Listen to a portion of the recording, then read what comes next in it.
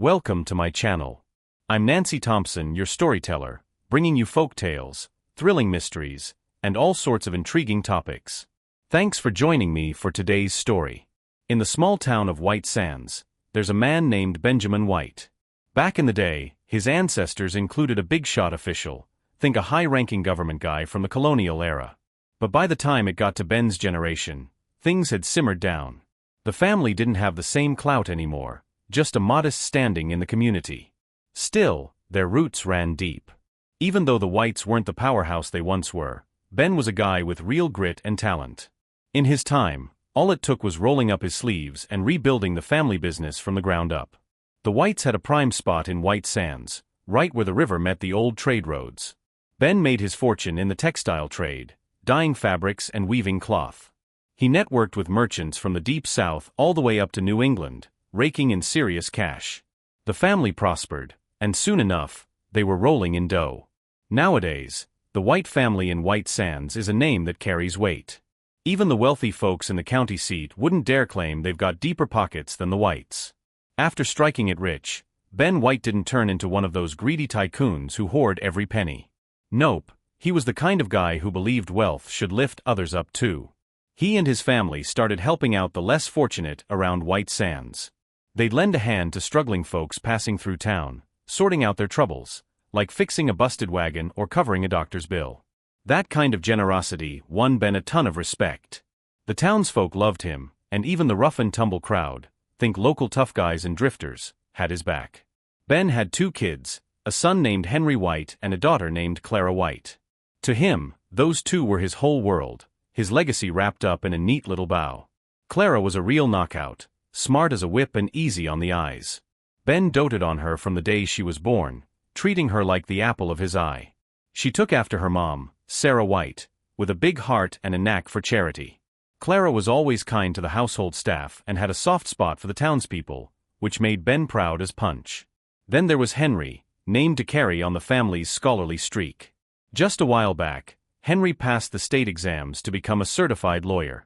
Sure, he didn't ace it with top marks, but it was still a big deal. That achievement bumped the White family's status up another notch in White Sands. Even if Henry didn't go on to argue cases in the Supreme Court or anything fancy like that, he could still land a decent gig as a county clerk or local judge. Half lawyer, half official, it was a solid gig, and Ben couldn't ask for much more.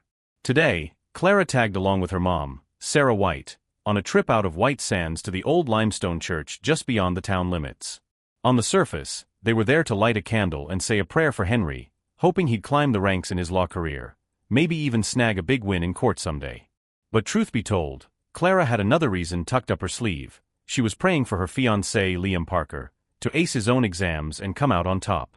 As their horse-drawn buggy rattled along the dusty road, Sarah turned to Clara with a curious glint in her eye. "So Clara, what do you reckon, this time around, who's got the edge? Your brother Henry or Liam? Who's gonna come out as the top dog in their fields?" Clara mulled it over for a second, then answered with a thoughtful nod. "On paper, Mom, I'd say Liam's got the upper hand over Henry. Henry's no slouch with his legal briefs, but Liam's got a real gift with words, poetry, speeches, you name it.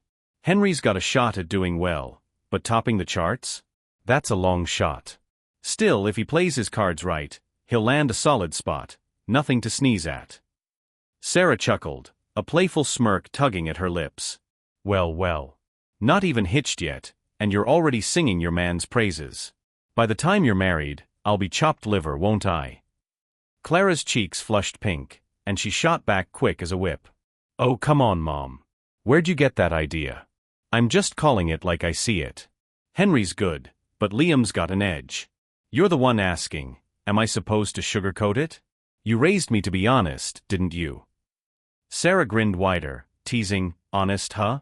Sounds like my little girl's already got her heart set on her beau. I bet that's why you insisted on this church trip, to pray for Liam Parker, not your poor brother."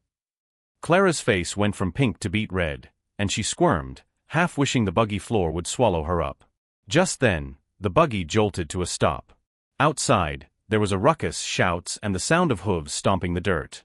Sarah leaned forward, calling out to their driver, old Frank. "What's going on out there, Frank?" The grizzled driver lifted the curtain and poked his head in. "Ma'am, Miss Clara, looks like trouble up ahead. There's a girl collapsed by the roadside, beat up pretty bad." Joe, the stable hand, went to check it out.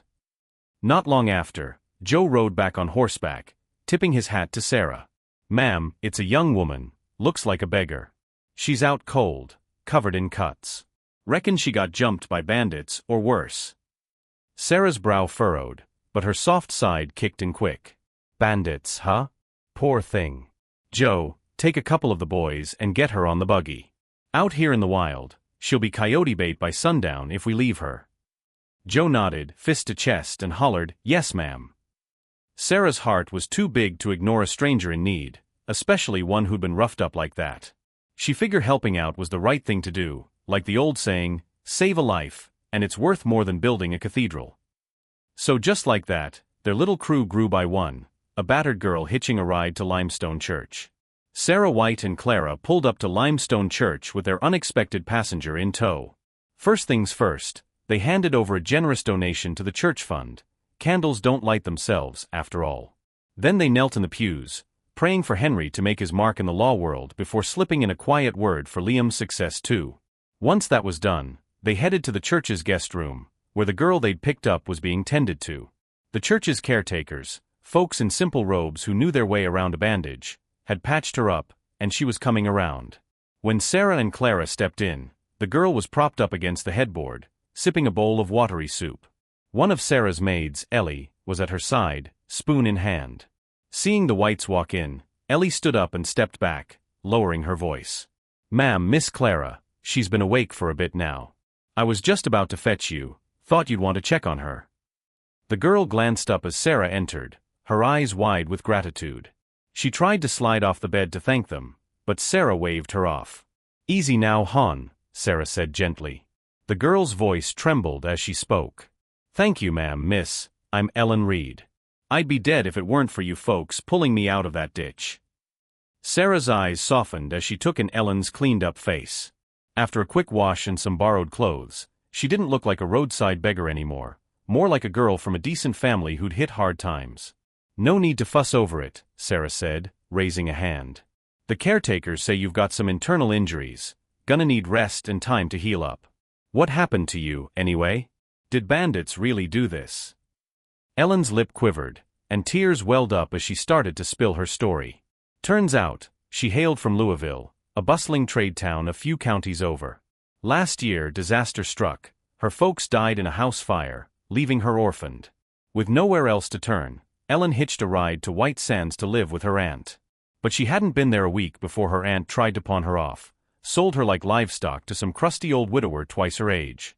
When Ellen caught wind of the deal, she bolted, sneaking out under cover of night. Those cuts and bruises? Scrapes from dodging through brambles and rocky trails on the run. By the time she stumbled into White Sands, she was starving and bone-tired, hoping to beg for a scrap of bread. But luck wasn't on her side. She ran into a gang of local punks who chased her out of town, swinging fists and sticks. She kept running until exhaustion dropped her like a sack of potatoes, right where the Whites found her. "If you hadn't come along," she finished, voice cracking, "I'd be buzzard food by now." Sarah listened, her heart sinking with every word. Clara, standing beside her, felt a pang of sympathy too. Ellen was about her age, but life had dealt her a rotten hand. Sarah reached out, taking Ellen's hand in hers. "You're safe now, Ellen," she soothed. "Just focus on getting better, we've got you." Ellen nodded, tears spilling over as she whispered, "Thank you, ma'am." "Thank you, miss." Over the next few days, Clara stuck close to Ellen's side, keeping her company. Sarah was surprised to see how fast they hit it off. Clara wasn't usually one to warm up to strangers so quick. But in those quiet hours, Ellen opened up about life beyond White Sands, tales of Louisville's bustling markets, riverboat traders, and far-off places Clara had only read about in books.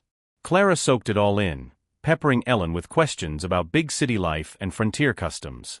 By the end of 3 days, the two were thick as thieves, their bond growing stronger with every shared story. After 3 days of prayers and recovery at Limestone Church, Sarah White was ready to head back to White Sands with Clara in tow. But before they left, Clara tugged at her mom's sleeve, her voice soft but firm. "Mom, Ellen's got nowhere to go. Leaving her at the church feels wrong. She's still healing, and she's a girl like me. Can't we take her back to White Sands with us?" Sarah let out a long sigh, glancing over at Ellen, who was still pale but sitting up straighter now. She turned to the girl and said, "Ellen, you're out of options, aren't you? Come with us. Our place isn't some grand mansion, but it's a roof over your head, no need to wander or beg anymore. You and Clara get along like a house on fire. How about you stay on as her companion for now?" Ellen's eyes lit up, and she dropped to her knees, voice trembling with gratitude. "Thank you, ma'am. Thank you, miss. I'll pull my weight, I swear. Whatever you need, I'll do it right." Sarah nodded, though a flicker of doubt lingered in her mind about Ellen's past. Still, Clara's pleading look sealed the deal. She couldn't say no to her daughter. So Ellen Reed became part of the White family crew, piling into the buggy for the ride back to White Sands. Once they got home, Sarah didn't need to fuss over the details. Adding one more to the household was her call to make. She had the housekeeper, Mrs. Jenkins, fetch Ellen some fresh clothes and showed her to the servants' quarters to rest up until she was fit to work. While Ellen recovered, Clara made a habit of swinging by to chat, keeping her spirits up. The two were close in age, and Ellen's worldly know-how, picked up from her rough-and-tumble days, fascinated Clara. They'd gab about everything from riverboat gossip to frontier recipes, and Clara couldn't get enough. Pretty soon, their bond felt less like mistress and maid and more like sisters. Clara even told Ellen to ditch the Miss Clara stuff, just call her by name, like family. One afternoon, they were holed up in Clara's bedroom, giggling like schoolgirls. Ellen was poking around, curious as ever, when she unrolled a small painting from Clara's desk. "Hey Clara, who's this guy?" she asked, holding up the canvas. It showed a tall, handsome fella, broad shoulders, sharp jawline, the kind of face that'd turn heads. Ellen couldn't peel her eyes away, grinning like she'd struck gold. Clara's face went white as a sheet when she saw what Ellen had found. She darted over, snatching the painting back with a flustered yelp. "Don't go digging into that. It's just some old sketch, nothing special." Ellen smirked, mischief dancing in her eyes. "Oh, I get it now. This is your sweetheart, isn't it? Come on, Clara, spill it. You moon over him every night, don't you? That's why you keep this tucked away like a treasure." Clara's cheeks blazed red, and she swatted at Ellen, pretending to be mad. "What are you yapping about? Quit making stuff up, you little sneak." The two tussled, laughing and rolling around like kids, until Ellen finally cried uncle. All right, Clara, I'm sorry." "Mercy." Clara let her go, puffing out her chest with mock triumph. "That's what you get for nosing around. Keep your mitts off my stuff." Ellen caught her breath, still grinning. "Fine, I'll behave. But I heard from Ellie downstairs. Word is, you're already smitten. Bet that guy in the painting's the one, huh? When I meet him, I'm telling him how you pine for him day and night." She bolted for the door, cackling, and Clara chased after her, shaking her head with a helpless smile. That girl's leg might have been banged up a while back, but she sure could move when she wanted to. Ever since Ellen showed up, Clara's days were brighter, more laughter, less quiet. Even Sarah noticed, and it eased her worries a bit. As long as Clara was happy, bringing Ellen in was worth it, no question. Winter melted into spring, and half a year flew by in White Sands. One crisp morning, a courier decked out in a flashy postal uniform came galloping up to the White family's doorstep, clutching a sealed envelope like it was pure gold. He burst into the yard hollering, "Good news, Mr. White. Congratulations, sir. Your boy Henry's hit the jackpot. He placed 19th in the state bar exams. He's officially a lawyer now." Benjamin White was mid-bite at the breakfast table when the news hit. His fork clattered to the plate, and his legs wobbled like jelly. He nearly toppled right out of his chair. The Whites had already notched a win with Henry passing the prelims a while back, and Ben had teared up over that. But this? Henry making the cut as a full-fledged lawyer? That was next-level stuff. Sure, 19th wasn't first place or even top 3, but Ben was over the moon. His son had done him proud. He scrambled to his feet, grabbed the envelope, and tore it open to read the official word himself. Then he spun around, barking at the housekeeper, "Mrs. Jenkins, get some cash. Tip this fella good. He's earned it." The courier tipped his hat, grinning ear to ear. "Much obliged, sir. I rode 600 miles lickety-split to bring you this." Henry'll be back home in a few days, I reckon. Funny thing though, your neck of the woods snagged another big winner. Some guy named Liam Parker took first place. Heard he's got a buddy delivering his good news too. Well, I've done my part, off I go. Ben's jaw dropped as the courier trotted off. Liam Parker? First place? Well, I'll be damned, he muttered, then laughed. Smart move pushing Henry to stick close to that kid. Paid off in spades. Sarah bustled over, eyes wide. Ben, you mean it? Henry's a lawyer, and Liam's the top dog? That's our family's lucky day. Ben nodded, a lump in his throat. Henry might not be a governor like my granddad was, but a lawyer's nothing to scoff at. If I keeled over tomorrow, I'd face the ancestors with a grin. Sarah swatted his arm. Oh, hush with that talk on a day like this. Get the boys ready to fetch Henry home. I'm off to tell Clara the news. She darted off, and Ben chuckled, calling after Mrs. Jenkins to round up the staff. This was the biggest thing to hit White Sands in a century, a double whammy of good fortune, and Ben wasn't about to let it pass quietly. 5 days later, Henry rode into town on a tall horse, a red ribbon pinned to his chest like a medal, folks cheering him on like he'd won the Kentucky Derby. Ben threw a 3-day bash to celebrate, no invitations needed, just show up. Men, women, kids, old-timers. Didn't matter who you were, the White House was open, food and drink flowing like a river. But the party hadn't even wound down when another bombshell dropped. Liam Parker, the state's #1 lawyer fresh off his win, rolled up to the White Place with a purpose. He was there to pop the question to Clara. Henry burst into the parlor, waving a letter and grinning like a fool. Pa Ma, Liam's coming tomorrow afternoon to ask for Clara's hand. Better get ready, he's serious. Ben slapped his thigh, beaming. I knew it. That boy's got timing, riding high and ready to seal the deal. Henry, you hear that? Tell the crew to spruce up the place. Tomorrow we're welcoming a new son-in-law. Mrs. Jenkins and the staff jumped into action, buzzing like bees. A lawyer in the family and a top-notch proposal? The Whites were on a roll, and everyone, from the hired hands to the kitchen girls, was itching to cash in on the good vibes. While the White household was still buzzing from Henry's homecoming, Clara slipped off to her room in the back of the house. Ellen Reed was there, fussing over Clara's hair in front of a brass mirror, brushing it out with a grin.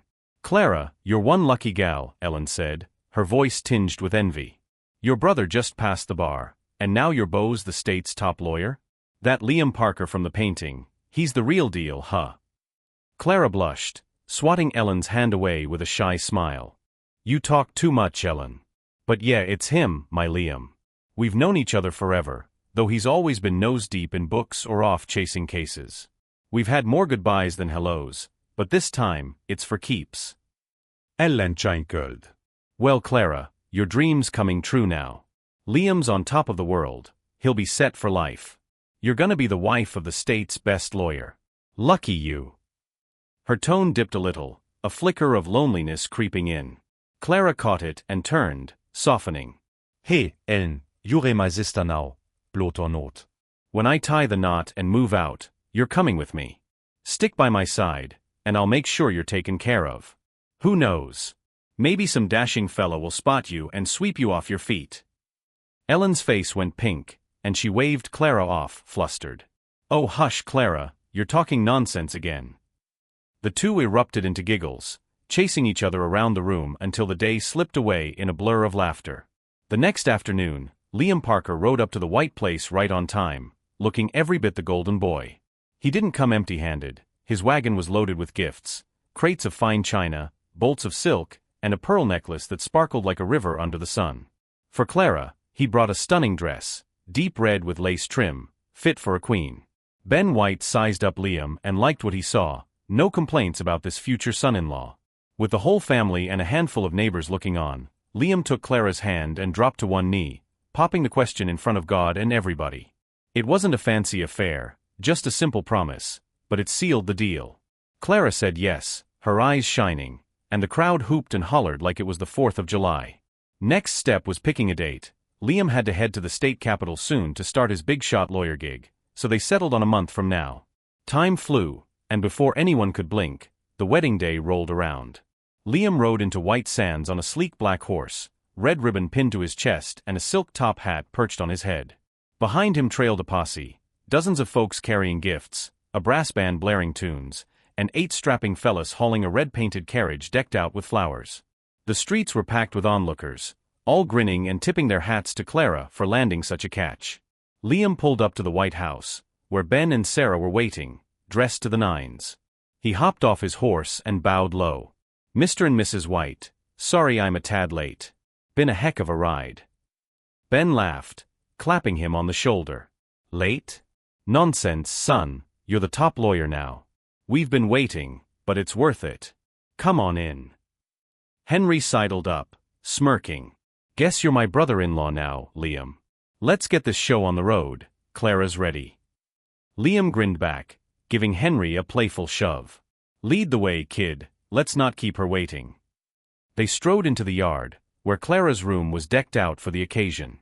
A gaggle of girls had her primped and ready, wearing that red dress Liam sent, stunning as a sunset with a veil draped over her shoulders.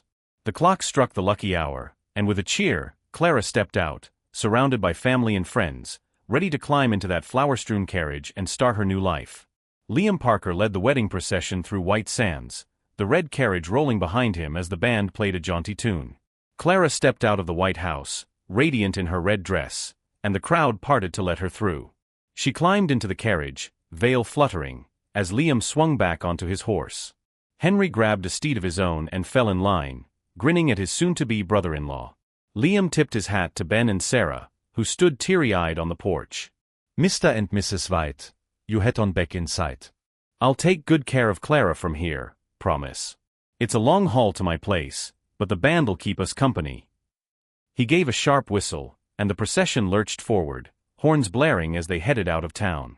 Ben waved, choking up as Clara rolled away. His little girl was really leaving the nest. By dusk, the caravan reached Liam's family spread, a handsome estate just outside the county line. The Parker place was lit up like Christmas, packed with well-wishers from bigwigs like the county judge down to local farmers. First came the formalities. A preacher ran through the vows, quick and proper. Then it was time for the main event. Liam and Clara tied the knot in the parlor, rings swapped and I do's said under a hail of cheers. Clara was whisked off to the bridal suite, while Liam stayed behind, clinking glasses with the guests. The party stretched late, and by the time the crowd thinned out, Liam was half tipsy, dragging his boots as he stumbled toward the bedroom. He pushed the door open and spotted his bride sitting on the bed, veil still on. "Clara," he slurred, swaying closer, "we've been sweet on each other since we were kids. Now I've made my name, and I didn't let you down. I married you proper. Stick with me, and it's smooth sailing from here. It's late, let's hit the hay." Riding the buzz, Liam blew out the bedside lamp and tugged Clara down onto the sheets. Folks say a wedding night's worth its weight in gold, and those two burned hot as a prairie fire, passion flaring till dawn.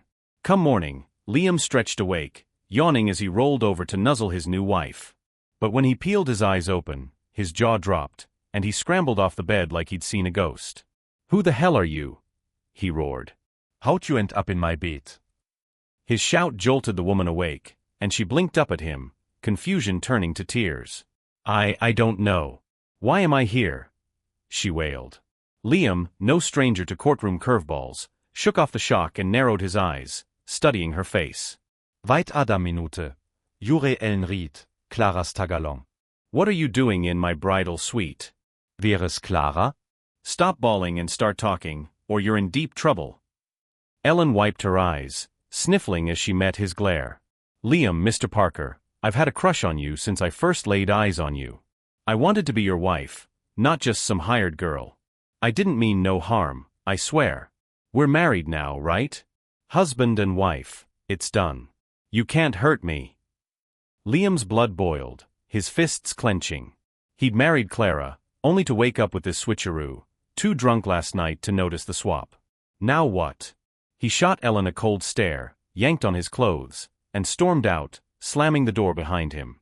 He tracked down his folks in the main house and laid out the mess, how his wedding night got hijacked. His dad, Old Man Parker, scratched his head, at a loss. "How'd we fumble this bad? You two slept together, husband and wife now, legal or not. What's a fix?" Liam's head was spinning. He'd betrayed Clara, even if it wasn't his fault. He found Henry, who'd crashed in the guest room, and broke the news. Henry's face went dark, but he kept his cool. Liam, you sort this out. Ellen's your wife now, I ain't touching that mess. But you better tell me where Clara is pronto.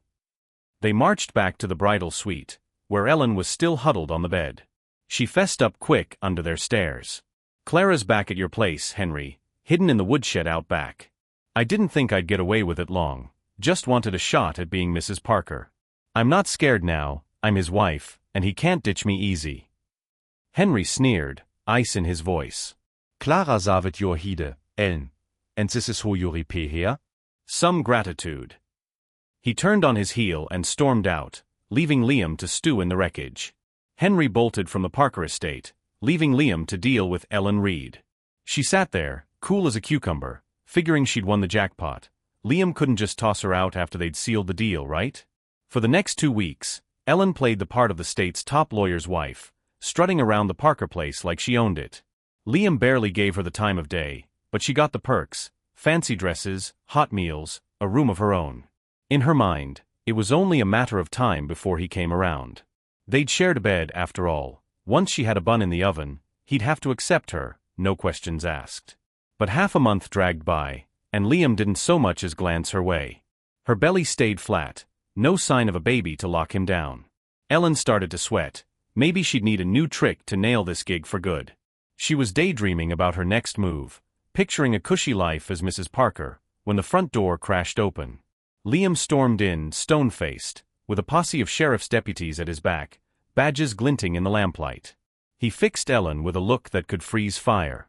"Round her up, boys," he barked. "She's not just a fraud, she's tied to a murder rap. Don't let her slip away." Ellen's bravado melted, and she jumped up, voice shrill. "You can't touch me. I'm your wife, the top lawyer's lady. Who's got the guts to arrest me?" Just then, Clara White stepped out from behind Liam, her face a mix of hurt and steel. She locked eyes with Ellen, voice trembling but firm. "Ellen, I treated you like kin, saved your life, no questions asked. How could you do this to me?" Liam cut in, his tone flat and hard. "Top lawyer's lady? Ellen, or should I say Mrs. Eliza Trent? Time's up." Ellen's knees buckled, her bravado crumbling. You dug into me," she stammered, disbelief cracking her voice. Liam snorted, arms crossed. "What do you think I've been doing these past 2 weeks, twiddling my thumbs?" Turns out, after Henry hightailed it back to White Sands, he and Liam had sprung Clara from the woodshed, shaken but safe. While Ellen played house, Liam hit the trail, digging into her Louisville story. Her yarn about a dead family and a scheming aunt? Half-baked lies. A few telegrams and a hard ride to Louisville turned up the real dirt. Back there, a rich fella named Trent had been found dead in his bed, knifed up by his mistress while he slept. The mistress and her lover made a run for it. The lover got nabbed, but she slipped the noose. That mistress? Ellen Reed, or Eliza Trent, as the wanted posters called her. Louisville had a bounty out, but she dodged the law, until Liam pieced it together. He'd matched her face to the sketch, her story to the crime, and now he had her dead to rights. Ellen's mask slipped, and she lost it, pointing a shaking finger at Clara. "Why does she get everything?" she screamed. "A good man, a perfect life, while I'm stuck with a rotting old coot. The guy I loved got caught, and all I wanted was someone decent. Is that so wrong? I was jealous, sick of clawing for scraps while you had it all. Now Liam's mine, we're hitched, and even if I swing, you'll always be second fiddle." Liam sighed, shaking his head as her rant turned wild. He waved the deputies forward. "Take her away, fellas. We'll sort out her crimes when the time's right. Louisville's got dibs, and she ain't dodging the gallows this time." The deputies cuffed her, dragging her out as she thrashed and hollered. When the dust settled, Liam turned to Clara, guilt shadowing his face. "Clara, I'm sorry, this mess is on me." She stepped close, pressing a finger to his lips. "No, Liam, I brought her in. If I hadn't trusted her blind, none of this would have happened. I don't blame you, you didn't know." Liam took a breath, then squared his shoulders. "Clara, will you marry me again, for real this time?" She nodded, a shy smile breaking through. "Yes, Liam, I will." 2 weeks later, they staged the wedding redo, sweet and simple, sealing their love with no shadows left to haunt them. 2 weeks after Ellen's arrest, Liam Parker and Clara White stood together again, ready to redo their vows. This time, it was just family and a few close friends in the Parker parlor. No big crowd, no flashy band, just the preacher and a quiet promise. When the moment came, Liam grabbed the little brass scale he'd snagged from his law office and lifted Clara's veil with it. Old habit from weighing evidence, he joked. Her face glowed, cheeks pink as peach blossoms, and she looked up at him, shy but beaming. "Clara," Liam said, voice steady, "this time it's really you, no tricks, no shadows. We're in this for good." She nodded, blushing deeper, her smile sweet as honey. The preacher called it official, and they sealed it with a kiss, simple, honest, and theirs alone. Folks might laugh about a groom swapping brides by mistake, but that wild night left a lesson. Jealousy twists hearts, and payback stings worse than charity. That's the end of our first yarn. Hope you liked it. Now, let's mosey on to the next one. This one's a folk tale called The Old Ox Kneels and Weeps, straight from the heartland. Picture a little town called Harmony Hollow, nestled in the rolling hills. There's a carpenter named Sam Carver living there with his old ma, Widow Mary. Sam's a good egg, big heart, always lending a hand, and folks in Harmony Hollow sing his praises. He's a hard worker too, not just whittling chairs and tables but tending a patch of land to keep the pantry stocked.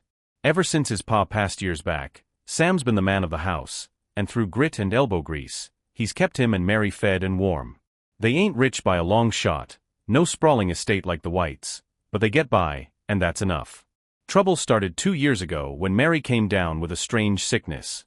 To pay the doc bills, Sam burned through every dime he'd squirreled away, leaving their savings as dry as a creek bed in August. One evening, they sat down to supper, nothing fancy, just cornbread and beans. Mary looked across the table at Sam, her boy worn thin from worry, and her eyes welled up.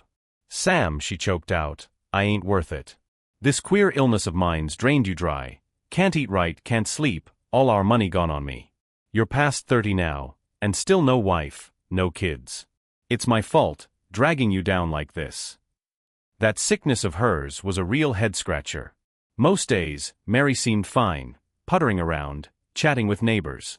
But come 3 in the morning, it'd hit like a freight train, pain shooting through her bones, cold sweat soaking her nightgown. For 2 years, Sam hauled her to every Sawbones and Granny healer from Harmony Hollow to the county line, but nobody could pin it down. Pills, tonics, prayers, nothing worked, and the cash kept bleeding out. Sam reached over, wiping her tears with his calloused thumb. "Ma, don't talk like that. You and Pa raised me up when I was a sprout, now it's my turn to look after you. That's how it goes. Having you here, calling me home every night? That's more than I could ask for. As for a wife, I'm still young, plenty of time to court a gal later." Mary's heart ached, guilt gnawing at her as she watched him smile through the strain. Sam saw it in her eyes and kept going, gentle as ever. "You know, Ma, back in school, the teacher read us an old saying, 'A happy home's worth more than gold.' I didn't get it then, but I do now. If I can fix you up, and we're together, that's our treasure right there." He grinned, big and honest, and they finished their meal, holding tight to that flicker of hope. After supper, Sam Carver kissed Widow Mary goodnight and headed out to the fields, lantern swinging in his hand. Carpentry jobs didn't roll in every day in Harmony Hollow, so he split his time between hammering nails and hoeing rows. He worked the land till the sun dipped low, then trudged home, dusty and dog-tired. Mary had supper waiting, potatoes and a slab of salt pork this time, and Sam plopped down with a grin, digging in beside her. Right then, the door creaked open, and in bustled Mrs. Betsy Hale, the town's nosiest busybody and unofficial matchmaker. "Evening, Widow Mary," Betsy chirped, plopping onto a chair. "Got some news for you. I've been asking around like you wanted, but no luck with the local girls, none of 'em bite. Guess they're scared off by the lean times at your place." Mary's face fell, a shadow of disappointment crossing her eyes. She knew the truth. Harmony Hollow folks saw the Carvers as dirt poor, good people, sure, but not the kind you married into unless you liked scraping by. Betsy waved a hand, undeterred. "Don't you fret, I've got a backup plan. Found a gal from the next town over, name's Ruth Palmer. She's a widow, split from her husband's kin after he passed.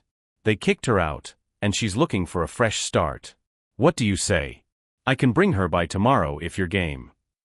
Mary perked up, a faint smile breaking through. All right, Betsy, that sounds promising. A widow's fine, don't matter if she's had trouble with her in-laws, long as she'll treat Sam right. Bring her over tomorrow, and we'll see. Betsy nodded, pleased as punch, and after a quick gab about the weather, she hustled out the door. Sam had been about to pipe up, ready to tell Betsy no thanks. He didn't need a wife thrust on him. But when he saw that spark of hope light up Mary's face, he swallowed his words. Their place wasn't much: creaky floors, patched-up roof, and a bank account flatter than a pancake. He figured he didn't have room to be picky. If this Ruth gal was decent and kind to Mary, that'd be enough. Fancy notions could wait. Next morning, Betsy rolled up with Ruth Palmer in tow, right on schedule. She was 3 years older than Sam, pushing mid-30s, but carried herself with a quiet charm. Ruth had a sharp look about her, pretty enough with dark hair pinned up, though her words had a proud edge that set Sam's teeth on edge. Mary had been up since dawn, fussing over a spread, biscuits, jam, and the last of the bacon, to make a good impression. After some small talk, Mary leaned in, voice soft but steady. Ruth, you've seen our place, ain't much to look at. Juve med Sam to. What do you think? I promise you if you marry him, he'll treat you square. He's a good boy, ask anyone in Harmony Hollow, they'll vouch for him. Ruth crossed her legs, nibbling a biscuit like she owned the table. Sam's all right, I reckon. He's got a good name around here, or I wouldn't have bothered coming. Your setup's rough, no denying that, but if Sam listens to me and pulls his weight, I'll take him. That's fair, ain't it? Sam brisald. Jo tightening. Listens to me? That rubbed him raw. He wasn't some mule needing a bridle. He opened his mouth to snap back, but Mary shot him a look, tugging his sleeve under the table. He clammed up, stewing in silence. Mary forced a smile. Sure, Ruth, that's natural. Once you're hitched, he'll do right by you, gotta live together after all. Anything else you're wanting out of this? Ruth smirked, brushing crumbs off her skirt. Well, since you're asking, I'll need 90 pounds of beef for the wedding gift, fresh cut, mind you. And on the big day, I want a proper carriage, 8 bearers if you can swing it, to fetch me over. That's my terms. Sam couldn't hold it in anymore. Ruth, you've seen this place. We've got one old ox out back, and that's it.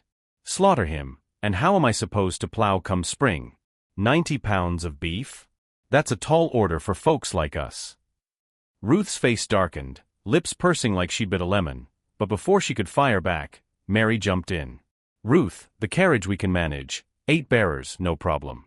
But the beef, can we haggle that down a bit? 90 pounds is a stretch. Ruth leaned back, arms crossed. No dice. I'm a widow, sure, but I'm still a catch, could have had my pick anywhere. Without me, no offense, Sam be lucky to snag a bride at all with this shack. That's my line in the sand.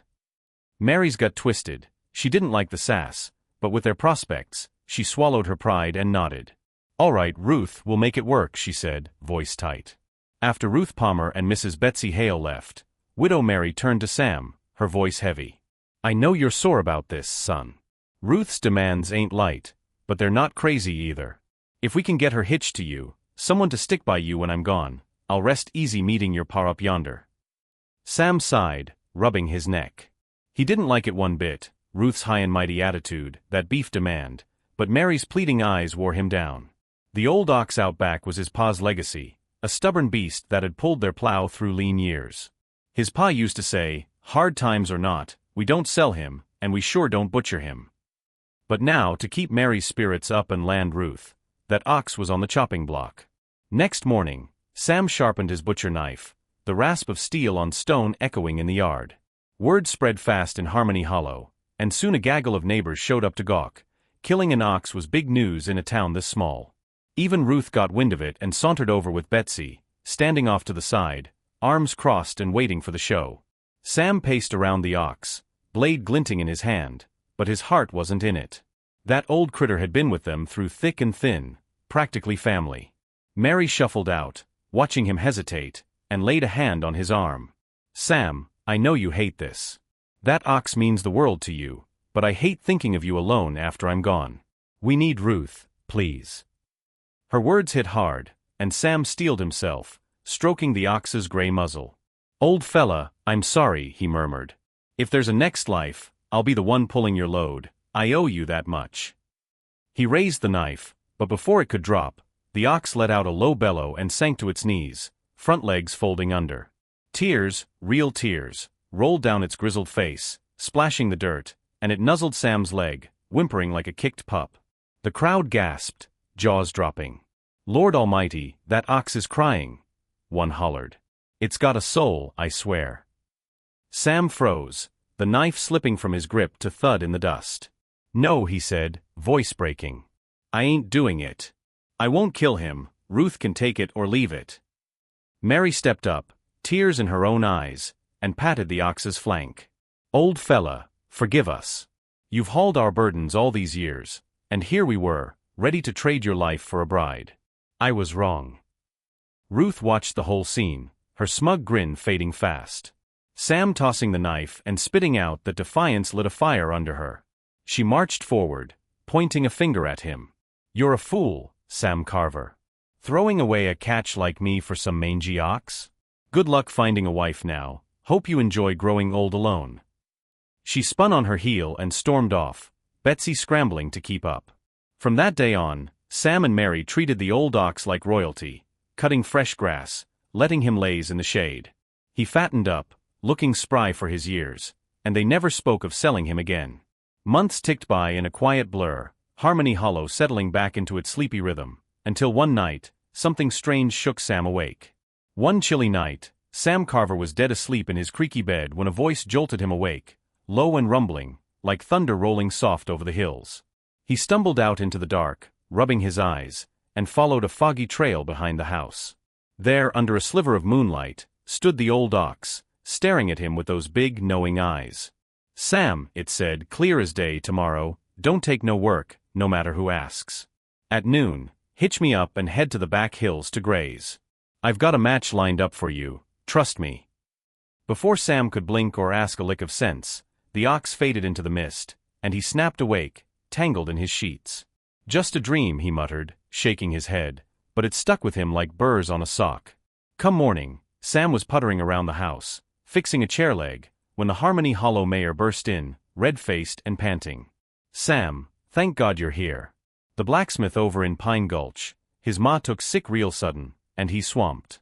Needs a carpenter pronto to finish some orders. He's offering double pay if you can hightail it over today, cut the job quick, and it's yours. Sam's ears perked up. Double pay was a fortune for a dry spell like this. No one had tapped him for woodwork in weeks, and the blacksmith's coin could patch the roof and stock the larder. He was half a heartbeat from saying yes when that dream flashed back, the ox's voice, steady and sure.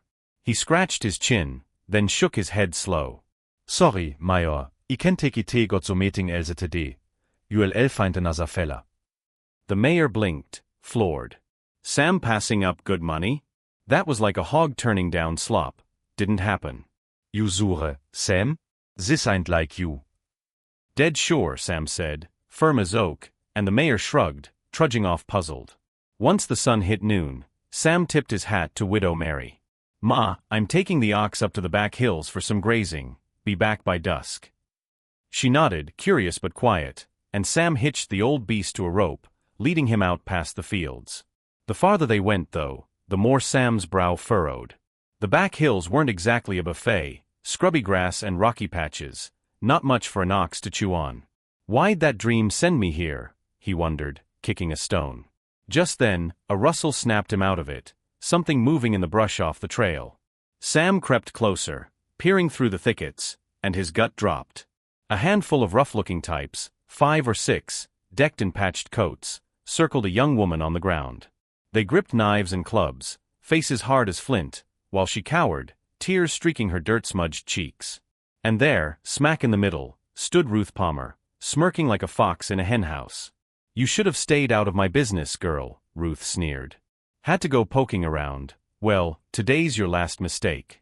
Once you're gone, the Harper spread's mine for the taking. She waved a hand, and the thugs raised their weapons, ready to finish it. Sam's blood boiled. He couldn't stand by for this. Ruth, he bellowed, stepping out from the trees. What in God's name are you doing? Killing a gal in broad daylight. Ruth spun around, eyes narrowing, thrown off by Sam popping up like a jack-in-the-box. But she recovered quick, flashing a wicked grin. Well, well, Sam Carver, fancy meeting you here. Guess I owe you one. If you hadn't turned me down, I wouldn't have landed old man Harper. His land's about to be mine, and this little busybody's in my way. You're just in time to join her, 2 birds, 1 stone. She jerked her chin, and the thugs pivoted, knives glinting as they closed in on Sam. He braced himself, no weapon but his fists, then the old ox charged out of nowhere, horns down and snorting mad. It slammed into the nearest thug, sending him flying, and chaos erupted in the clearing. The old ox barreled into the fray like a runaway train, knocking Ruth Palmer's hired muscle flat on their backsides. Sam Carver didn't waste a second. While the thugs scrambled, he dove for the woman on the ground, shoving her out of the way as a knife slashed down. The blade missed her but caught him square in the shoulder, ripping through his shirt and drawing blood. He gritted his teeth, pain flaring, but kept moving. The ox went berserk, snorting and swinging its horns, slamming into anyone dumb enough to get close. In no time, Ruth's crew was sprawled in the dirt, groaning and clutching busted ribs. Ruth herself stood frozen, wide-eyed as the ox turned its glare her way. She yelped, hightailing it into the trees, and her thugs, seeing their boss cut and run, scrambled after her, limping and cursing. Sam caught his breath, wincing as he helped the woman up. "You all right, miss? Can you walk?" She staggered to her feet, shaky but alive, brushing tears off her muddy face. "Thanks to you, mister. I owe you my life. My ankle's twisted bad though, can't hardly stand, let alone walk." The old ox ambled over, nudging Sam with its snout and letting out a soft grunt. Sam squinted at it, then chuckled despite the sting in his shoulder. "You telling me to ride you home, old fella? Gonna play pack mule for us?" The ox dipped its head, grunting again like it understood every word. The woman stared, half amazed. "That critter's got more smarts than half the folks I know." Sam nodded, then winced, feeling the wet patch spreading down his arm. She gasped, pointing. "You're hurt, mister. Here, let me patch you up, least I can do." He waved her off, glancing at the cut.